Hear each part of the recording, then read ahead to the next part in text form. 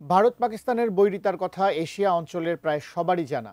তবে এবার সেই বৈরিতার বহিঃপ্রকাশ ঘটল জাতিসংঘের মঞ্চে।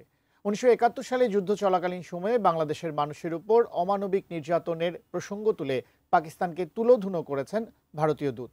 কিন্তু কি বলেছেন তিনি? বিস্তারিত শিহাব ইসলামের ডেস্ক রিপোর্টে। আমার দুই হাত বান্ধি আমার সামনে আমার ছেলে মেয়ে স্বামী সব গুলি করলো। 7 দিন পর্যন্ত রাখে খুব নির্যাতন চালায়। মুক্তিযুদ্ধ চলাকালীন সময় বাংলাদেশিদের প্রতি পাকিস্তানি হানাদার বাহিনীর অত্যাচারের নির্মম ঘটনায় আজও রক্তাক্ত ইতিহাসের পাতা। স্বাধীনতার এত বছর পর আবারও ১৯৭১ সালের সেই নৃশংসতার প্রসঙ্গ উঠল জাতিসংঘে। এবার সরাসরি জাতিসংঘ নিরাপত্তা পরিষদের মঞ্চ থেকে পাকিস্তানকে কড়া ভাষায় আক্রমণ করল ভারত। তুলে ধরল নারীদের বিরুদ্ধে চালানো সেই সময়কার যৌন সহিংসতার ভয়াবহ চিত্র। জাতিসংঘ নিরাপত্তা পরিষদের সংঘাত সংশ্লিষ্ট যৌন সহিংসতা বিষয়ক উন্মুক্ত আলোচনায় ভারতের প্রতিনিধি এলডাস ম্যাথিউ পান্নোস বলেন, পাকিস্তানের সংখ্যালঘু নারীদের উপর যৌন সহিংসতা আজও অব্যাহত রয়েছে। সেই ধারার সূচনা হয়েছিল ১৯৭১ সালে পূর্ব পাকিস্তানে, অর্থাৎ আজকের বাংলাদেশে, যেখানে পাকিস্তানি সেনারা চালিয়েছিল নারকীয় নির্যাতন। পাক বাহিনী মিলিটারিরা আমাকে ধরে নিয়ে যায়। ধরে নিয়ে যাওয়ার পরে তাদের ক্যাম্পে আমারে 7 দিন পর্যন্ত রাখে খুব নির্যাতন চালায়।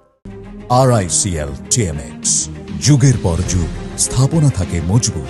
তিনি বলেন, ১৯৭১ সালে পাকিস্তানি সেনারা বাংলাদেশি নারীদের উপর যে ভয়াবহ যৌন সহিংসতা চালিয়েছিল তা ইতিহাসের এক কালো অধ্যায়। দুর্ভাগ্যজনকভাবে সেই ধারা পাকিস্তানে আজও চলমান।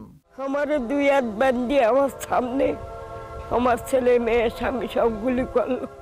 পাকিস্তানের সংখ্যালঘু নারীদের দমনে অপহরণ, মানব পাচার, বাল্যবিবাহ, জোরপূর্বক ধর্মান্তর এবং যৌন সহিংসতাকে অস্ত্র হিসেবে ব্যবহার করা হচ্ছে। ভারত অভিযোগ করেছে, পাকিস্তানের বিচার ব্যবস্থাও এসব অপরাধের বিরুদ্ধে কার্যকর ভূমিকা নিচ্ছে না, বরং অনেক ক্ষেত্রে অপরাধীদের রক্ষা করছে। পান্নোস বলেন, এটা নিছক প্রতারণা, যেখানে অপরাধীরাই ন্যায় বিচারের রক্ষক সাজে। আমি বলিলাম, বাবা উড়িয়ে মারিস না, আমারে মার। বললো, না তোরে মারবো না, তোর ছেলে মেয়ে তোর স্বামীরই তোর সুমকি মারবো। ভারতের এমন বক্তব্য ঘিরে জাতিসংঘে নতুন করে আলোচনার সূত্রপাত হয়েছে। ইতিহাসের ভয়াবহ অধ্যায়ের দায় নিয়ে পাকিস্তান কি বলছে তা এখনো স্পষ্ট নয়। তবে ৭১-এর এই অবর্ণনীয় নির্যাতনের প্রেক্ষিতে ভারতের কণ্ঠস্বর বিশেষত জাতিসংঘের মতো আন্তর্জাতিক মঞ্চে নতুন বার্তা দিচ্ছে।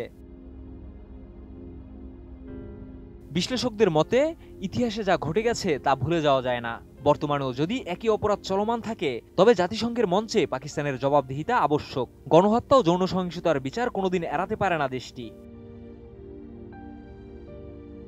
শিহাব ইসলাম, ATN নিউজ।